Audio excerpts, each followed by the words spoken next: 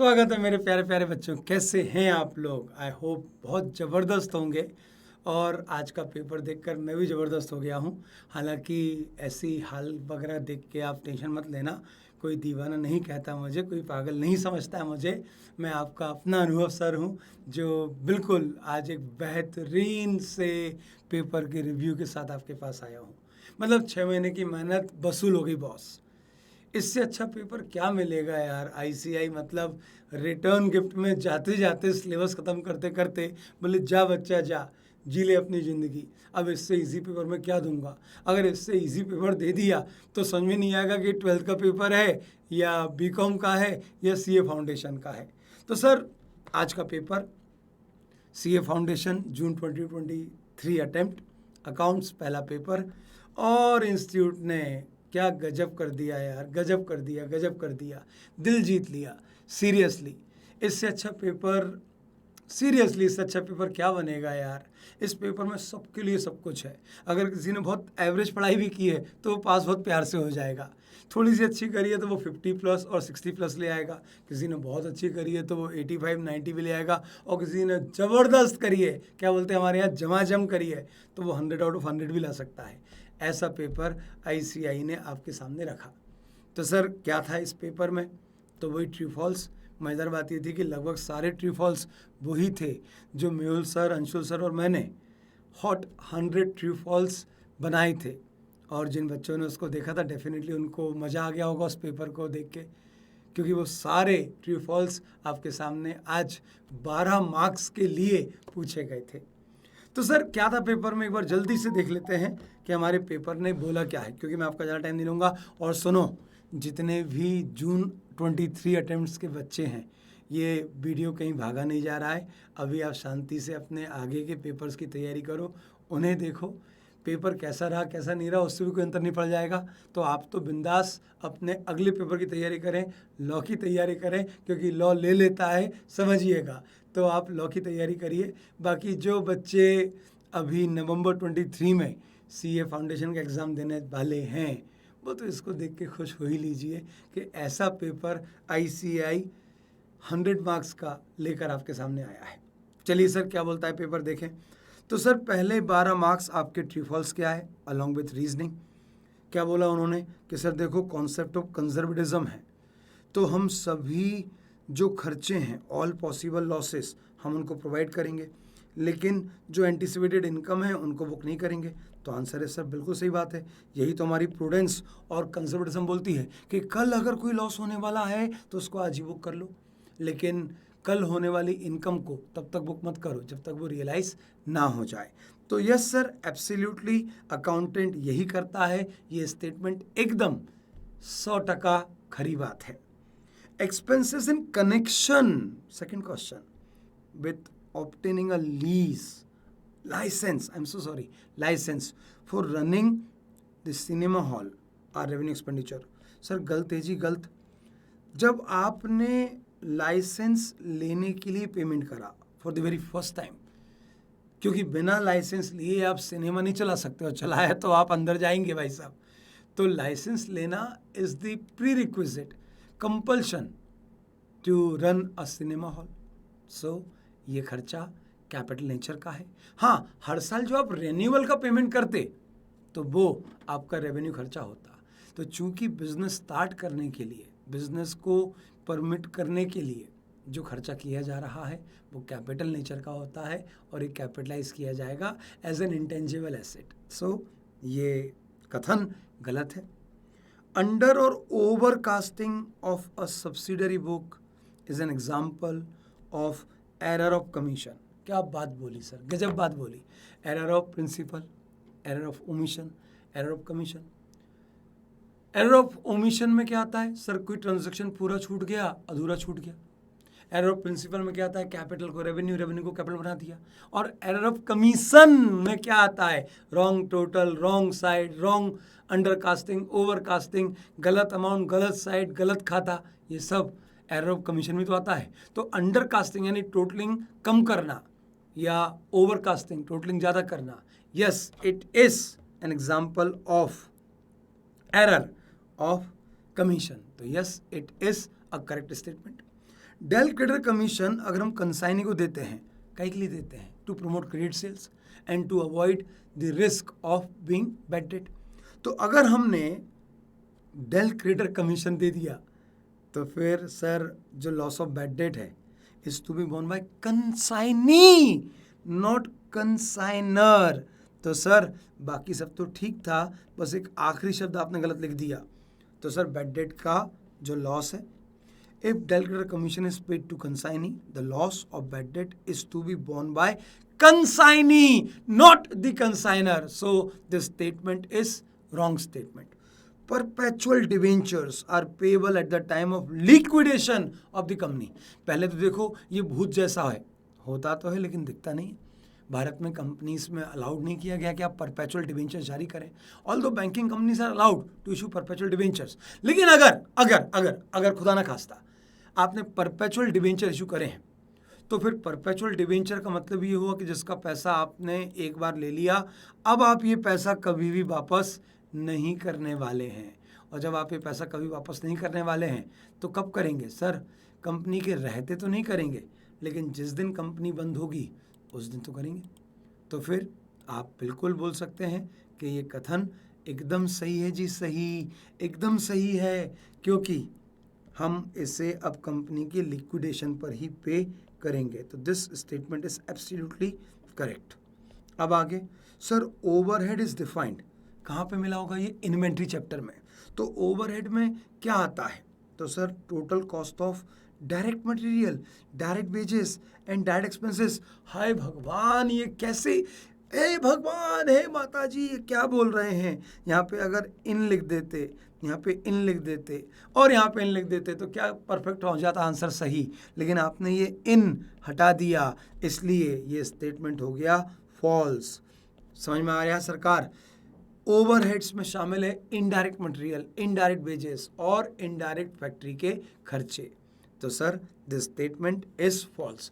तो 12 marks free के, मैं बोलूँगा कि ये 12 मार्क्स आपके बेहद बेहद बेहद बेहद आसान थे सर। इससे ज़्यादा क्या क्या जान लोगे बच्चे की, सीरियसली। सर अगला 4 नंबर का क्वेश्चन आया था, आय हाय हाय हाय, जो टर्मिनोलॉजी से उठाया। मटेरियलिटी क्या होती है? सर वो इंफॉर्मेशन जो हमारे रीडर, अकाउंट्स के जो रीडर हैं, उनकी डिसीजन मेकिंग को अफेक्ट कर सके।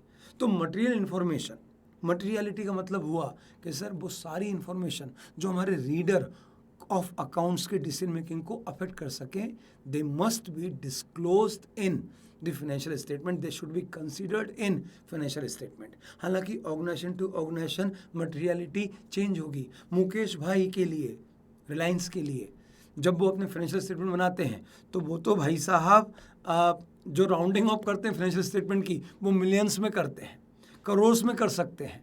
और वहीं आपके लिए शायद कैलकुलेटर भी मटेरियल हो। तो materiality is a matter of nature and size of the organization. अब सर 1 नंबर के लिए आए थे, इससे ज़्यादा लिखने की जरूरत ही नहीं थी, 2 लाइनें लिखते, बात खत्म। सर कंजर्वेटिज्म, पीछे ही लिखा था, कंजर्वेटिज्म मतलब प्रूडेंस, जहाँ पर हम ये कंसीडर करते हैं, ये इंश्योर करते हैं कि जो फ्यूचर के खर्चे और नुकसान हैं वो हम आज ही अपनी बुक्स में इनकॉर्पोरेट कर लें, और जो एक्सपेक्टेड गेन और इनकम है उनको जब वो मिल जाएं तभी अपनी किताबों में रिकॉर्ड करें। ठीक, तो आप पीछे ट्रू फॉल्स में चिपका देते। एक्स्ट्राऑर्डिनरी आइटम, यानी सर ऐसे आइटम्स जो हमारे बिजनेस के नॉर्मल बिजनेस ऑपरेशन का हिस्सा नहीं है, they are not a recurring item, they are occurred due to any abnormal reason, like आग लग गई, लाइक किसी ने क्लेम कर दिया, कुछ एक्स्ट्राऑर्डिनरी लॉस हो गया, तो ये सारी चीज़ें एक्स्ट्राऑर्डिनरी में आती हैं। और सर फ्लोटिंग चार्ज, सर 2 तरह के चार्ज होते हैं, एक होता है फिक्स चार्ज, एक होता है फ्लोटिंग चार्ज। जब मैंने बोला कि मैंने लोन लिया इस मोबाइल को गिरवी रख के, तो ये हो गया स्पेसिफिक चार्ज। और जब हमने डिवेंचर जारी करे और बोला डिवेंचर होल्डर आपका किसी एक असेट्स पर चार्ज नहीं है, आप किसी एक असेट से नहीं बंधे हैं, आप हमारी कंपनी की समस्त असेट से बंधे हैं सिवाय इसके, क्योंकि ये तो हमने ओडी लेते समय गिरवी रख दिया था। तो अब इस चार्ज को बोलते हैं फ्लोटिंग चार्ज। तो when some liability is secured by all the assets, against all the assets of the organization, not against any specific asset, then it will be defined as floating charge. Sir 4 number का था, 2 लाइनें लिखना थी, इससे ज़्यादा नहीं लिखना थी। तो मैं बोलूँगा कि सर ये भी बेहद बेहद बेहद आसान। अब सर ये क्या है? ओ बाप रे, गौरव सर क्या बोलते हैं? ओ माय गॉड, ये क्या था? सेल्स बुक थी। सेल्स बुक थी। सेल्स बुक में एक बढ़िया सा पर्टिकुलर बनाइएगा, एक ऐसे डेटा लिखिएगा, एक डेट बनाइएगा, फिर लिखिएगा कि प्रणीत को बेचा, इतने टोटल वैल्यू का माल था, कितना? 8,500 इंटू 10 85,000। फिर लिखिएगा डिस्काउंट दे दिया 15% और जो बचे बाहर लिख दीजिएगा। फिर तारीख लिखिएगा 10। फिर आपने अजंता को बेचा। चूँकि आप इलेक्ट्रॉनिक्स इंजीनियरिंग आदि का काम कर रहे थे, तो आप माइक्रोवेव बेचेंगे, ग्राइंडर बेचेंगे, जूसर बेचेंगे, और क्या बेचेंगे? यही तो बेचेंगे। और चूंकि यहाँ पर कहीं पर कैश शब्द नहीं आया, और यहाँ पर ऐसा भी शब्द नहीं आया कि आपने बेचने के लिए नहीं, किसी पर्सनल कोई असेट्स थी, लॉन्ग टर्म असेट्स थी, उसको निपटाया, तो सर ये तीनों आपके सेल्स बुक में आएंगे। 12,500 इंटू 8, जैसे 12,500 इंटू 8, ये हो गए सर 1 लाख। 1 लाख पे 10 का डिस्काउंट दे दिया, तो आपका कुछ हो जाएगा 10,000, तो आउटर कॉलम में जाएगा 90,000। सिमिलरली 5,500 इंटू 15, तो 75,000 वो हो गया, और 7,500 हो गया 82,500 की सेल माइनस 5%, और टोटल सेल लिख देना। सर 4 नंबर के लिए ये भी भयानक आसान, भयानक आसान, आसान भी नहीं, भयानक आसान क्वेश्चन था सर। अब उसके बाद बारी आई 10 मार्क्स के लिए, question number 2 part A, depreciation. और ये वो क्वेश्चन था जो मैंने अपनी क्लास के हर बच्चे को कराया था। क्या?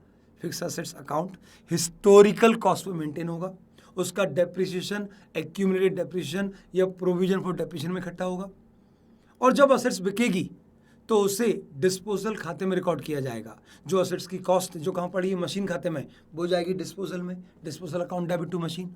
उस असेट्स पे आज तक जितना डेप्रिसिएशन लगा है वो भी अब डिस्पोजल खाते में जाएगा, और एंट्री हो जाएगी accumulated depreciation account debit to disposal of assets account credit. फिर मशीन बेच के जो पैसे आए, एंट्री हो जाएगी cash account debit to disposal account credit, और बेच के जो प्रॉफिट लॉस हुआ वो जाएगा P&L में, तो एंट्री हो जाएगी profit loss account debit to disposal of assets account credit.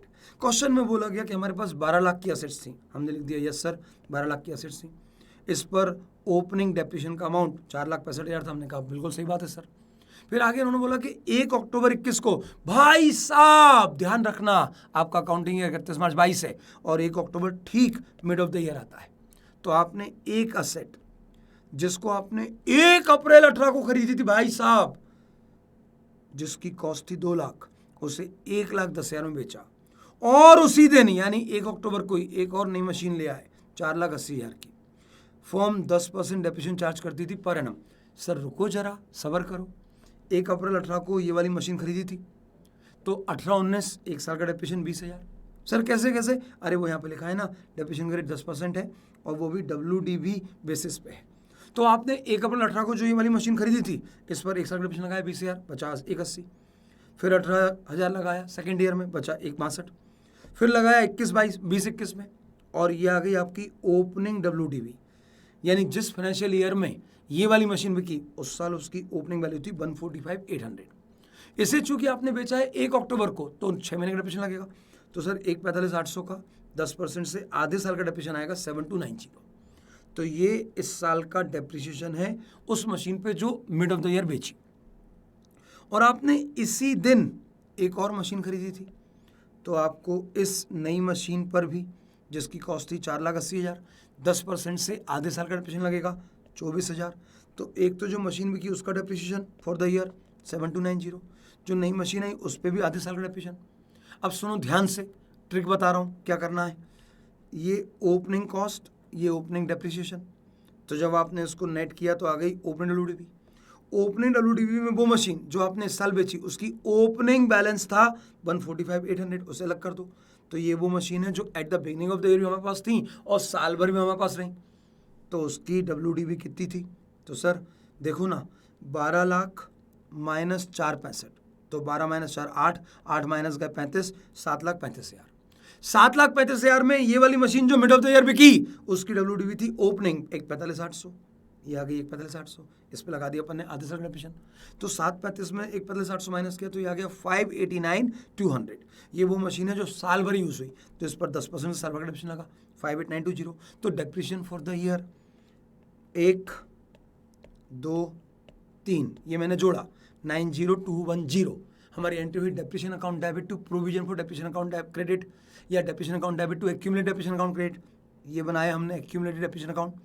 Opening balance इस साल का डेप्रिसिएशन मैं यहाँ लिख दूँ 21-22 का। जो असेट्स बिकी ये वाली उस पर कितना डेप्रिसिएशन लग चुका था 20, 18, 16,200 और 6 महीने का 7290। इन चारों को जोड़ोगे बाबू लोगों तो ये आएगा 61490। अब जब असेट्स ही नहीं रही तो उसका डेप्रिसिएशन नहीं था, तो एक्यूमुलेट डेप्रिसिएशन खाते में 4 चीज़ें आती हैं। Opening depreciation, depreciation for the year, depreciation return of in respect of machine sold, closing depreciation. तो सर ये ओपनिंग था, ये इस साल का डेप्रिसिएशन था, जो मशीन बिक गई उसका डेप्रिसिएशन ये था, ये आ गया आपका क्लोजिंग। मशीन खाता काय पे चलेगा सर? कॉस्ट पे चलेगा। तो मशीन का ओपनिंग बैलेंस था 12 लाख, उसमें से 2 लाख की मशीन बिक गई, कहाँ चलेगी? डिस्पोजल में। एक नई मशीन आ गई 480 की, तो ये आ गया 480 टू कैश 1 अक्टूबर को, ये आ गया क्लोजिंग बैलेंस। अब चलते हैं डिस्पोजल में। डिस्पोजल में पहुंचे ये 2 लाख और ये पहुंचे 61,490, ये पहुंचे 2 लाख और ये पहुंचे 61,490। जिस दिन ये असेट्स बिकी उस दिन तक इसकी WD भी आ चुकी थी 138,510 और आपने बेचा कितने में? 1.10 में, तो बेच के लॉस हुआ 28,510। तो सर डिस्पोजल खाता, ये उसकी हिस्टोरिकल कॉस्ट, ये उसका आज तक का डेप्रिसिएशन, ये उसको बेच के पैसे आए और ये चला गया P&L में। सर बस ये 1 खाता, 2 खाता, 3 खाता और एक घटिया सी कैलकुलेशन के लिए ICAI ने दिए 10 मार्क्स।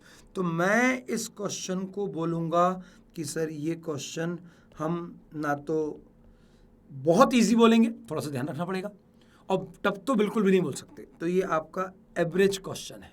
तो कितने हो गए? 20 का तो क्वेश्चन नंबर 1 एकदम महा आसान, और ये 10 नंबर का आपका डेप्रिसिएशन महा आसान। ओ बाप रे, ओ मारा राम जी, ये क्या आ गया? BRS। देखो वैसे तो दिया है 31 मार्च, 31 मार्च के लिए मॉड्यूल में बोला गया है कि अगर ईयर एंड पर आप BRS बना रहे हैं तो it is always recommended to prepare an adjusted cash book. But अब सर एक बात बताओ ना, हम क्या बोलते हैं, नंगा नहाएगा क्या निचोड़ेगा क्या? 5 नंबर के लिए क्या आप हमसे एडजस्टेड कैश बुक बनवाओगे, फिर BRS बनवाओगे क्या? नको रे बाबा, इतनी मेहनत नहीं करने का रे। तो फिर हम यहाँ पे सीधे BRS बनाएंगे। क्वेश्चन शुरू हुआ है ओवरड्राफ्ट से, ओहो ओहो आहा, और वो भी कैश बुक से। तो देखो हम तो ऐसे बोलते थे कैश बुक स्टार्टिंग पॉइंट है तो पासबुक टारगेट है।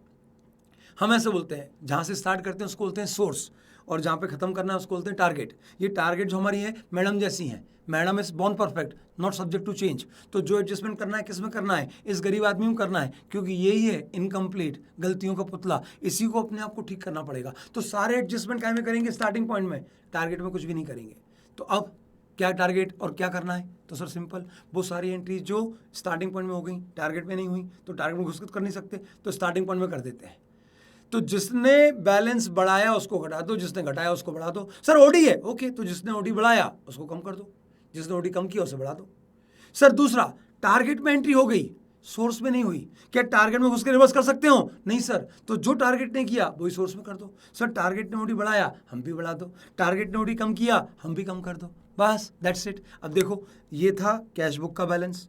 ओवरड्राफ्ट, चेक डिपॉजिट करने से ओडी कम होता है, चेक हम डिपॉजिट करने जाते हैं तो जैसे ही हमने ड्रॉप बॉक्स में चेक डाला हमने अपना ओडी कम कर लिया, लेकिन बैंक ने हमारा ओडी 5 अप्रैल को कम किया, 31 मार्च को नहीं किया। तो हमने जो अपना ओडी कम कर दिया था वो बढ़ा दो, बढ़ा दिया सर। फिर आगे interest debited by bank, bank कौन है? टारगेट में, टारगेट ने डेबिट किया, अबे ओडी है, ओडी है, ओडी है, तो बैंक जब डेबिट मारेगा तो ओडी और बढ़ जाएगा, मतलब बैंक ने हमारा ओडी बढ़ा दिया तो सर हम भी बढ़ा दो। चेक इश्यूड बिफोर 31 मार्च, हमने चेक इश्यू करे, तो हमारे पेमेंट करा, पेमेंट करने से बैलेंस घटता है, ओडी बढ़ जाता है, तो हमने अपना ओडी बढ़ा दिया था और बाद में पता पड़ा कि ये क्रेडिटर तो चेक लगाने बैंक पहुंची नहीं, तो टारगेट ने हमारा ओडी नहीं बढ़ाया, हमने अपना ओडी बढ़ा लिया था, तो चल बापड़े ओडी कम कर, ओडी कम कर दो। फिर 10 मार्च को यानी 31 मार्च से पहले बैंक कितना अच्छा है रे, उसने गलती से हमारे खाते में 10,000 या 1.5 लाख रुपए क्रेडिट कर दिए। बेटा खाते में बैंक क्रेडिट करे तो बैलेंस बढ़ता है, ओडी घटता है, तो टारगेट ने, बैंक ने आपका ओडी कम कर दिया, तो सर मैं भी अपना ओडी कम करूंगा, तो मैं भी अपना ओडी कम कर दूंगा।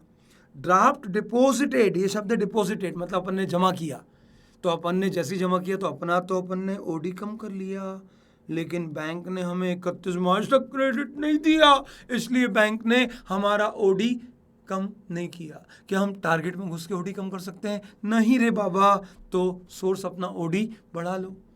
फिर सर हमने बैंक को बिल भेजे थे कलेक्शन के लिए, और बैंक कितना अच्छा है रे, उसने कलेक्शन कर लिया, लेकिन हमको बताया ही नहीं। कट्टे, कितना गंदा बैंक। तो बैंक ने पैसे कलेक्ट कर लिए, हमारा ओडी कम कर दिया, टारगेट ने ओडी कम कर दिया, सोर्स ने कम नहीं करा। क्या टारगेट में उसको ओडी बढ़ाऊं? बब सोर्स तुम भी अपना ओडी कम कर लो। बैंक चार्जेस से बैंक बैलेंस घटता है, ओडी बढ़ता है। टारगेट ने हमारा ओडी बढ़ा दिया, तो सर हम भी बढ़ाएंगे।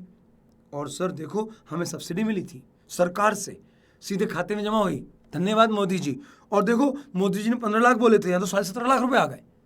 तो बैंक ने 17.5 लाख से ओडी कम कर दिया, टारगेट ने ओडी कम कर दिया, हमने कम नहीं करा। चलो ओडी तुम भी कम कर लो सर। और जब ये सारी चीजें प्लस माइनस करेंगे तो बेटा 9,16,250 आएगा ओडी एज पर पासबुक। तो सर इसको आप क्या बोलोगे? सर ये तो इजी 5 मार्क्स है, ये इजी 5 मार्क्स है, इसमें कोई बुराई नहीं है बाबू। सर अब यहाँ पे ये क्वेश्चन जिन लोगों ने कॉन्सेप्चुअली पढ़ा है उनके लिए एवरेज है, और जिन्होंने ऊपर से पढ़ा था उनके लिए बिल्कुल ये यार टफ है। मैं टफ की स्पेलिंग बहुत छोटी लिख रहा हूँ, TOUGH होती है भाई साहब, नहीं तो जज मत करने लगना। हाँ, अब ये क्वेश्चन क्या था? ये क्वेश्चन मैंने अपने बच्चों को कराया था। इवन लास्ट जो अपनी जिद हुई थी विमल सर ने भी कराया, और उससे पहले वाली जो जिद हुई थी उसमें मैंने भी कराया था।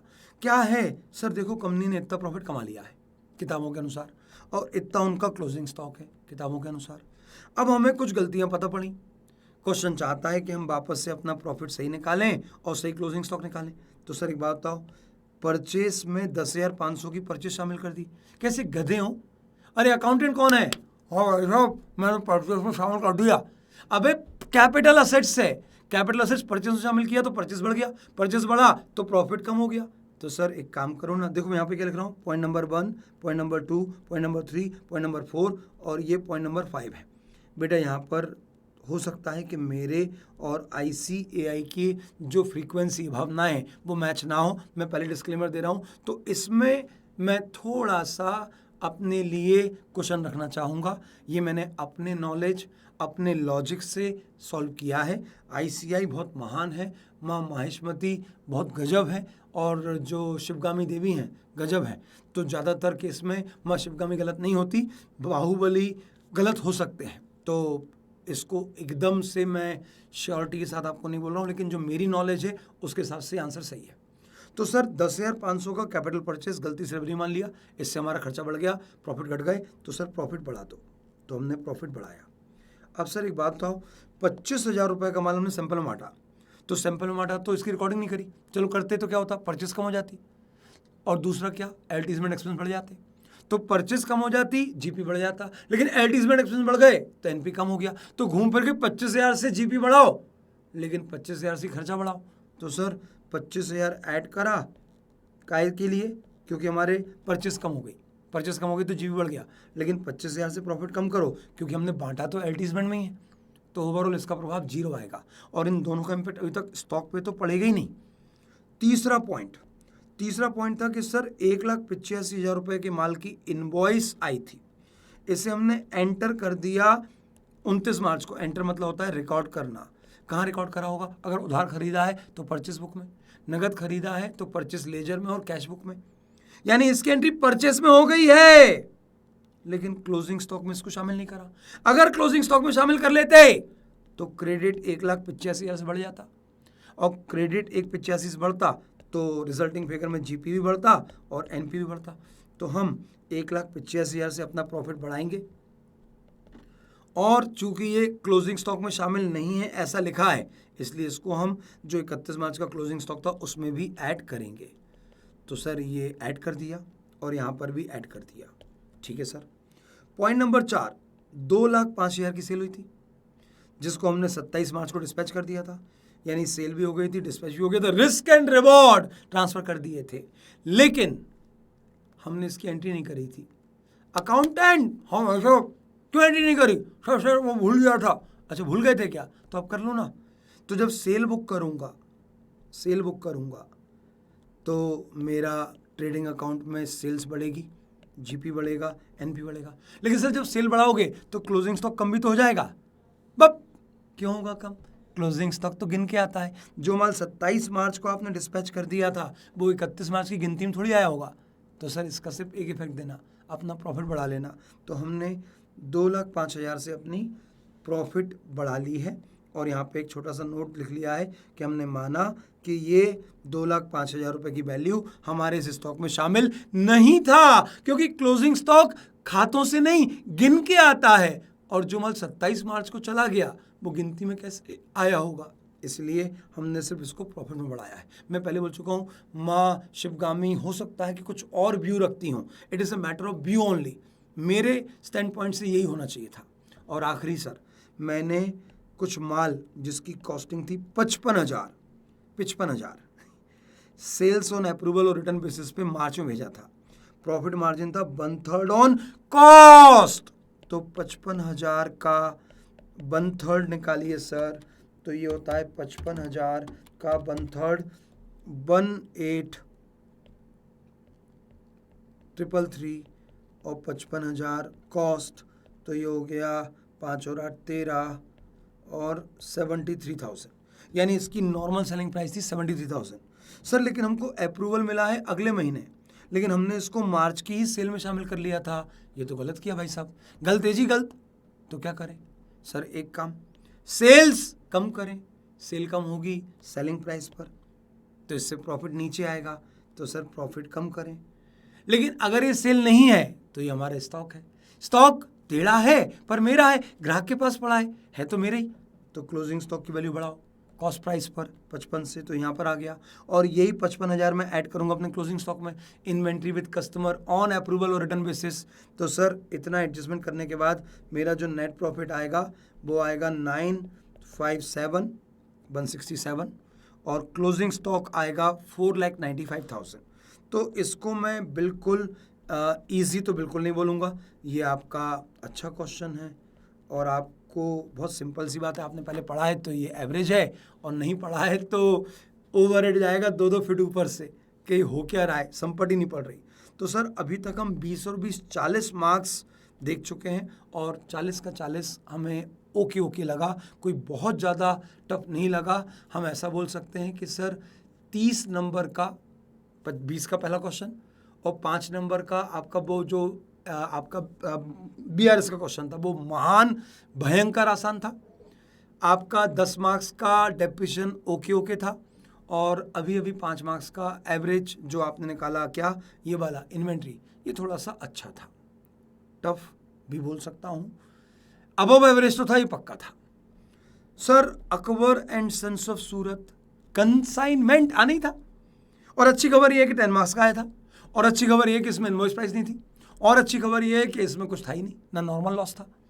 तो भाई साहब 500 टॉय भेजे। अच्छा इन्होंने मांगा क्या था? You are required to prepare consignment account of Amar and sons in the books of Akbar and sons, ठीक है, in the books of Akbar. तो ये कौन है सर? अकबर ही तो है, अल्लाहू अकबर।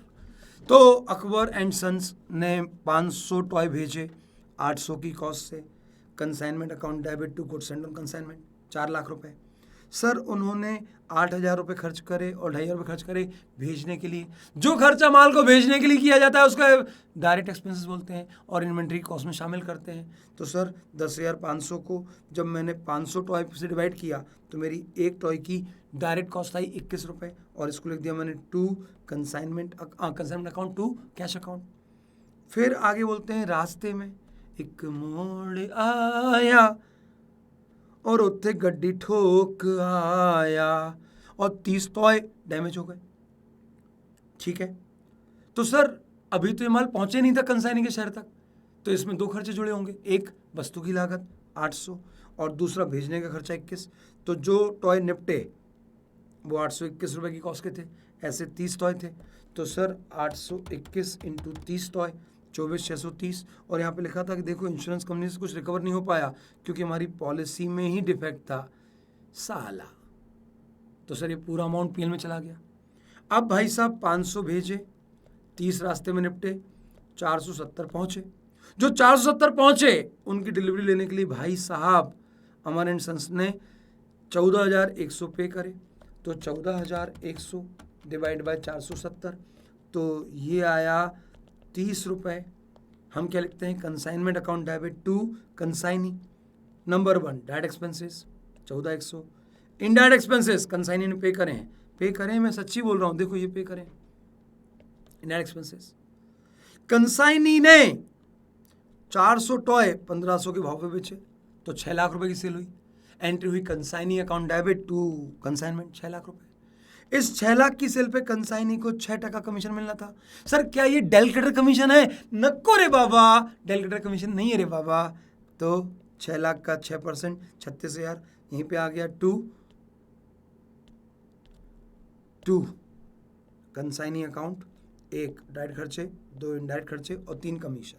और चूंकि डेलकेटर कमीशन नहीं मिल रहा और कल को अगर बैड डेट होता है, जो अफसोस हो गया क्योंकि 10 टॉय के कस्टमर ने पैसे नहीं दिए। एक टॉय बेचा था 1,500 में।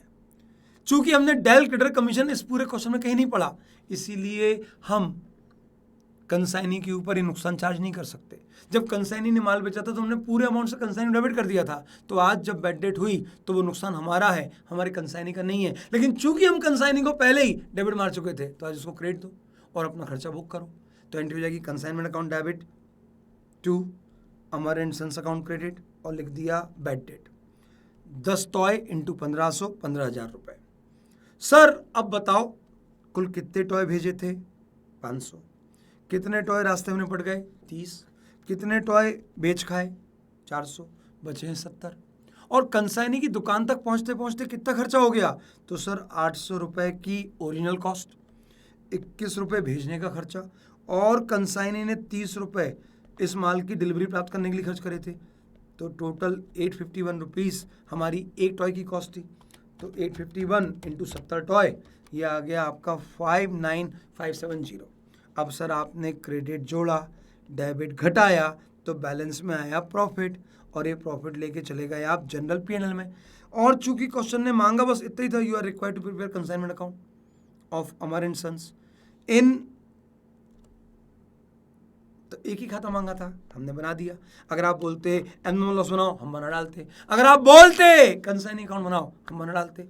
तो सर कंसाइनी ने ये 80,000 रुपये का एडवांस दिया, भाड़ में जाओ, हमें कोई अंतर ही नहीं पड़ा क्योंकि ये तो हमारे और हमारे कंसाइनी के बीच के सौदा है।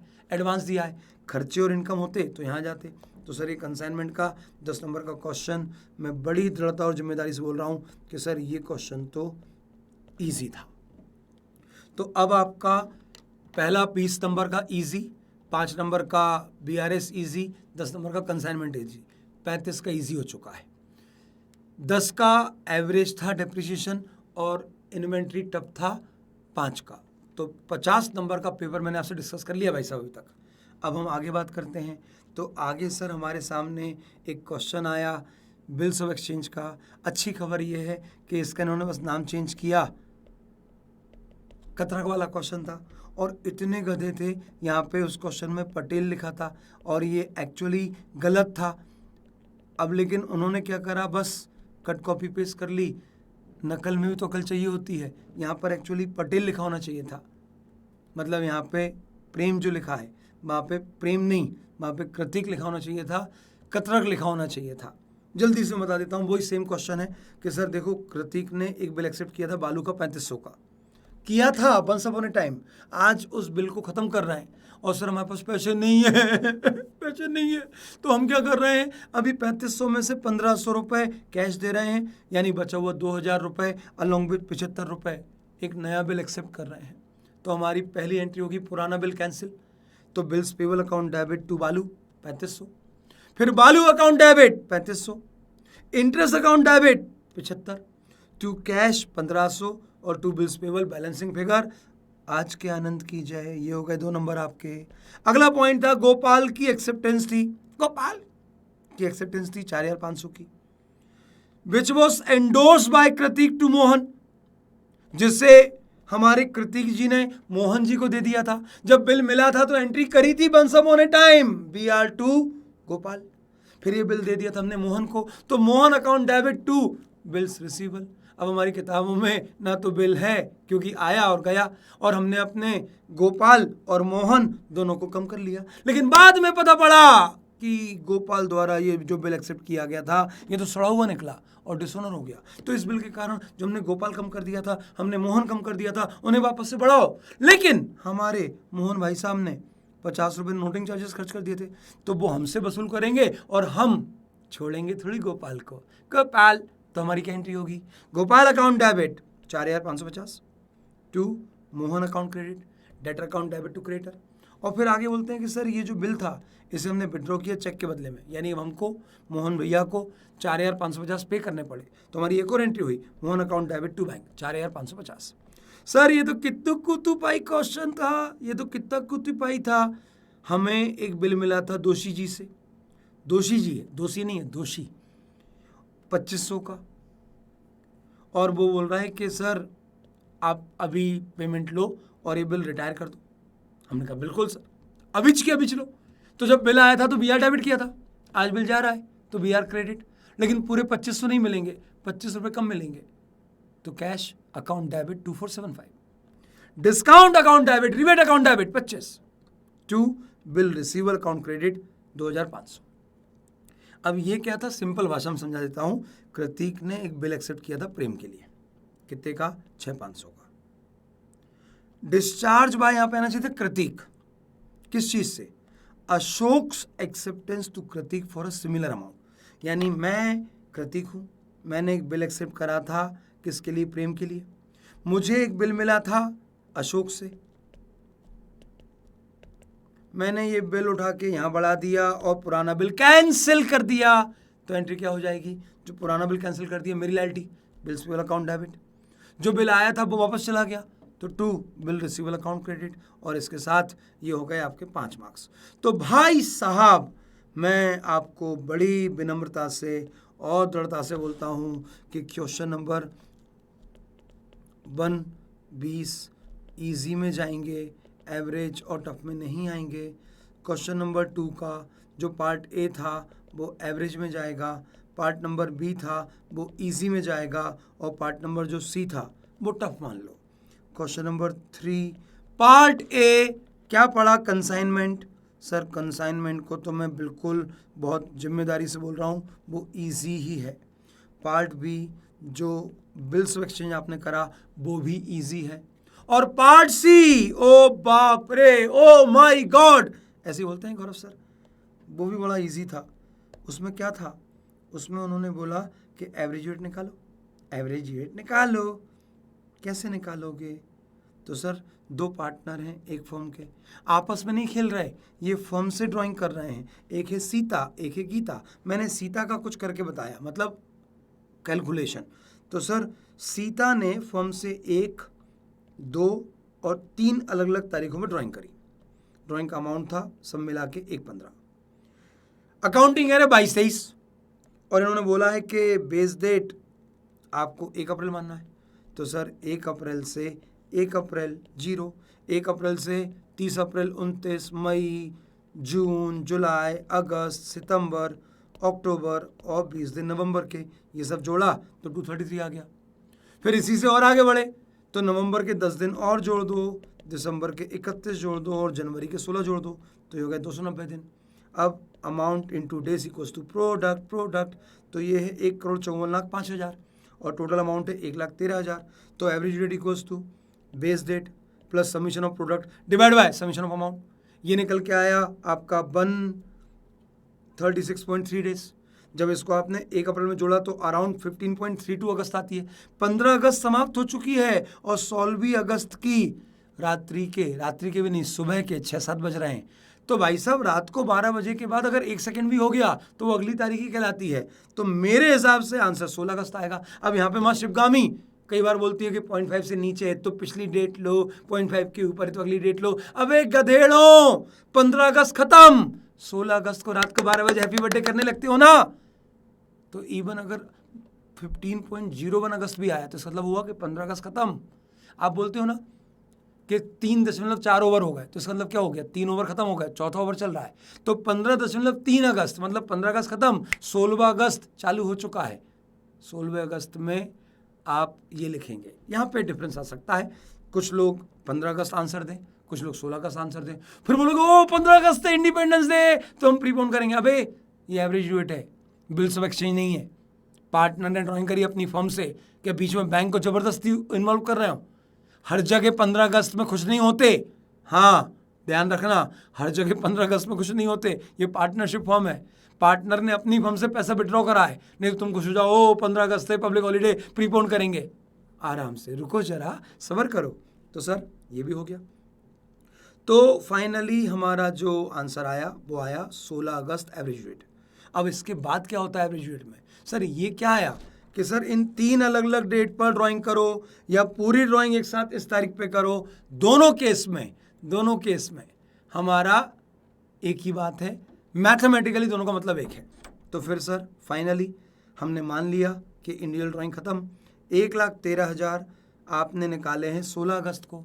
अब ड्राइंग तो कर ली, अब क्या करोगे? सर ड्राइंग कर ली तो ब्याज भरो। तो 16 अगस्त 22 से 31 मार्च 23 तक का ब्याज भरना है। तो इसमें नंबर ऑफ डेज गिने, तो वही अगस्त के 15 दिन बचे, 16 अगस्त 31 माइनस 16, सितंबर, अक्टूबर, नवंबर, दिसंबर, जनवरी, फरवरी, मार्च, ऐसे। तो नंबर ऑफ डेज कितने आ गए सर? 227। ब्याज का रेट क्या है? 12%। तो आपने निकाल दिया ब्याज कितना? 8433.2। ये सीता का ब्याज है। अब ऐसे गीता का ब्याज आएगा। अगर आपको ये लेंदी लग रहा था, छड्डो ना इसको, ये उठाओ। कितना क्यूटीफाई question, sales of goods on approval or return basis. तो मीरा एंटरप्राइजेस है, इन्होंने सेल्स रिटर्न बेसिस पे कुछ माल फ्यू कस्टमर को भेजा।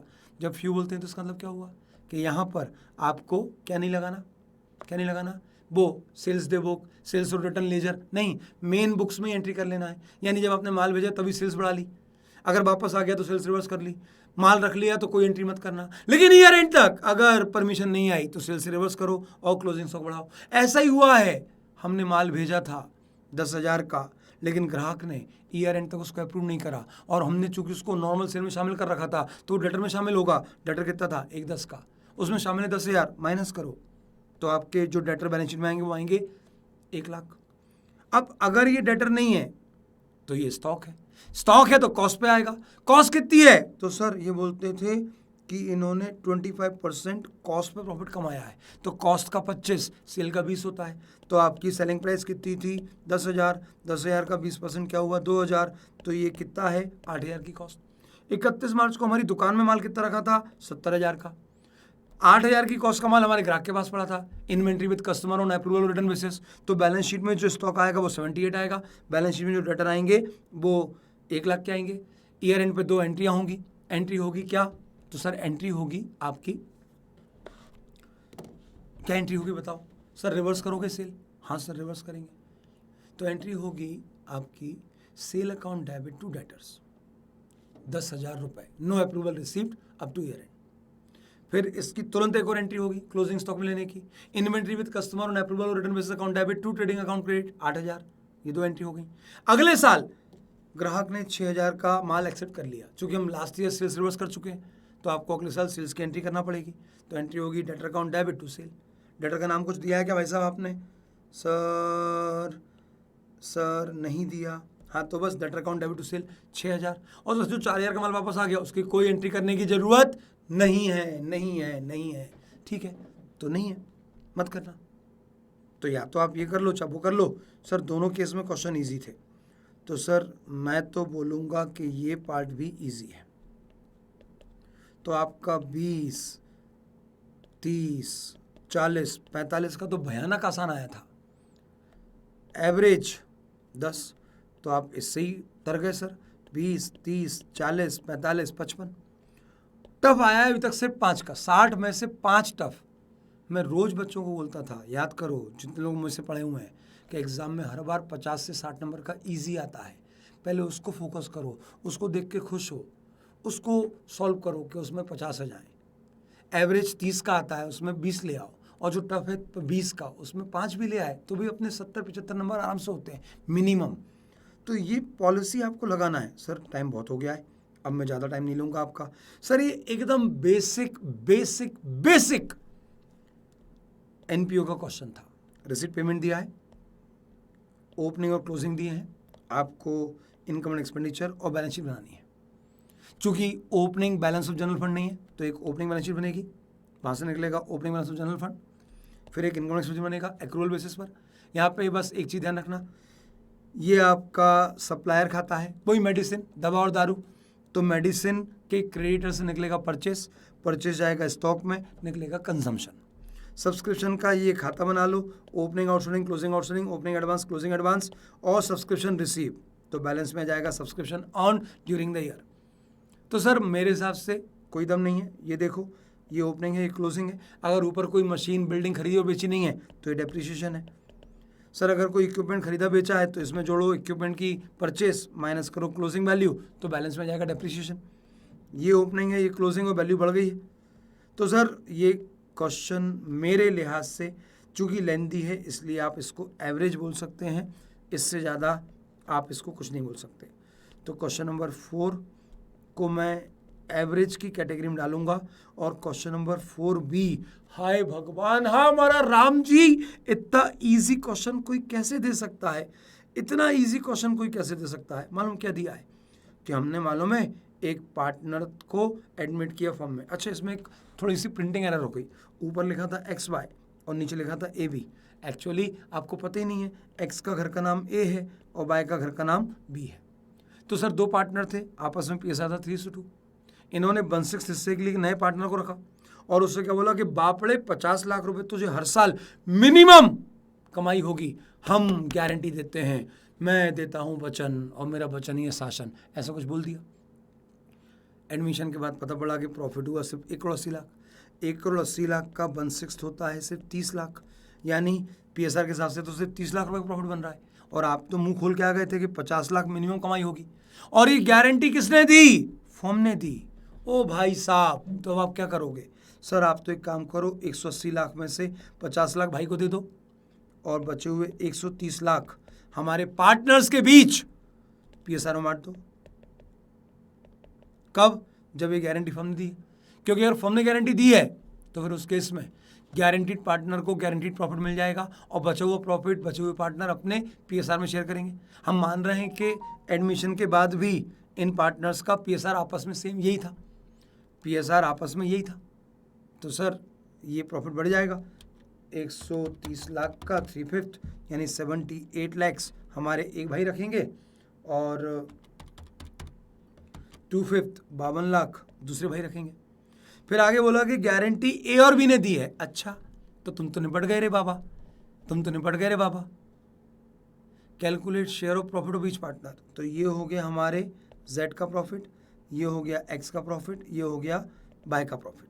ठीक है, अब अगर हम बोल रहे हैं कि सर नया पार्टनर आ रहा है 1/6 हिस्से के लिए और कुछ ना बोलें तो हम मानते हैं कि नया पार्टनर जो 1/6 के लिए आ रहा है उसके बाद जो बचा है वो प्रॉफिट ये बांटेंगे। तो सर 1/6 अगर इनका है नए पार्टनर का, तो पुराने पार्टनर का क्या बचा? 5/6। 5/6 को रखोगे कैसे? 3/5 और 5/6 को रखोगे कैसे? 2/5।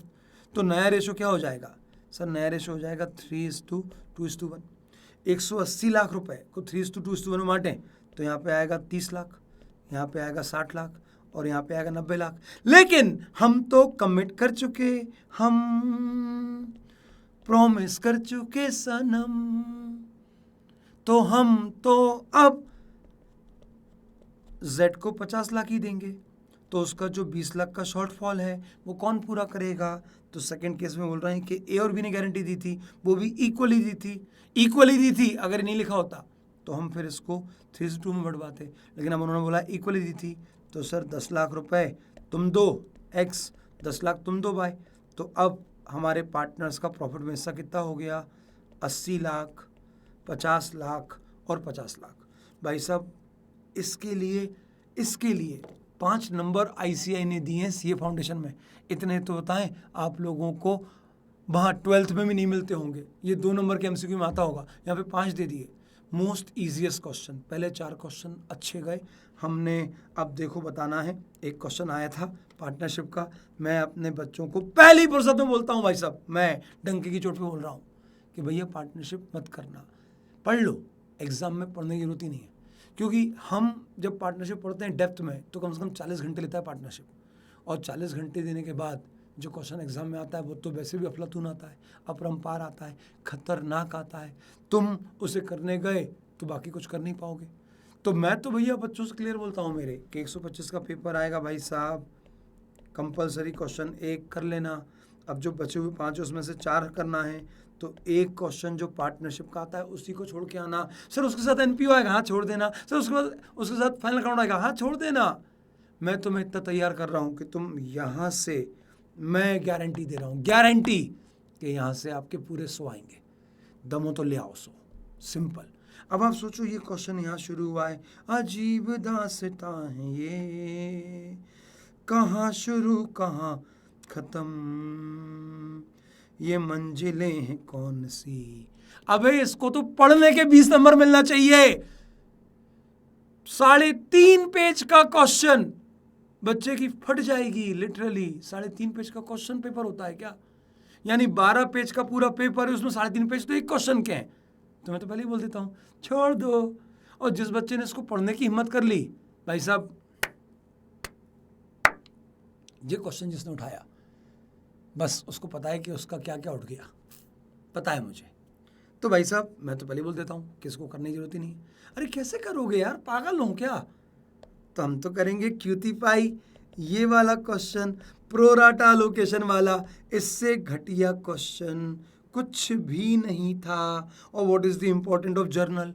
भाई साहब मैं आपको बहुत दृढ़ता से बोल रहा हूँ, मैं क्वेश्चन नंबर 5 को करवाऊंगा ही नहीं, मैं किसी को राय नहीं दूंगा। और 6 का ए ईजी था और 6 का बी भी ईजी था। तो मैं बहुत जिम्मेदारी से बोल रहा हूँ कि आपका पेपर 20, 25, 30, 40, 45, 50 और 20, 70। तो भाई साहब मैं आपको बिल्कुल दृढ़ता से बोल रहा हूँ कि 70 का पेपर इजी था। एवरेज था 10 और 15, 25 का, और टफ था सिर्फ 5 का। तो ये मेरा एनालिसिस है। इस पेपर में जिस बच्चे ने अच्छे से मेहनत करी होगी, बढ़िया से पहले 6 महीने अपने आप को घिसा होगा, तो आज वो अपनी उस फसल की बढ़िया कटाई करके आया होगा, खुश हो रहा होगा, और खूब खुश होना भी चाहिए। तो ये मेरी तरफ से इस पेपर के बारे में पूरी जानकारी। जून 23 वाले बच्चे अभी ये पेपर नहीं सुनेंगे, ये पेपर आप एग्ज़ाम के बाद देख लेना। आप इसमें से मैच भी कर सकते हैं। 99% मैंने जो आंसर दिए हैं वो परफेक्ट हैं, लेकिन माँ शिवगामी जो चाहें वो कर सकती हैं। लेकिन मैंने अपनी नॉलेज और जो भी छोटी मोटा थोड़ा बहुत ज्ञान है उससे ये बना के दिया है।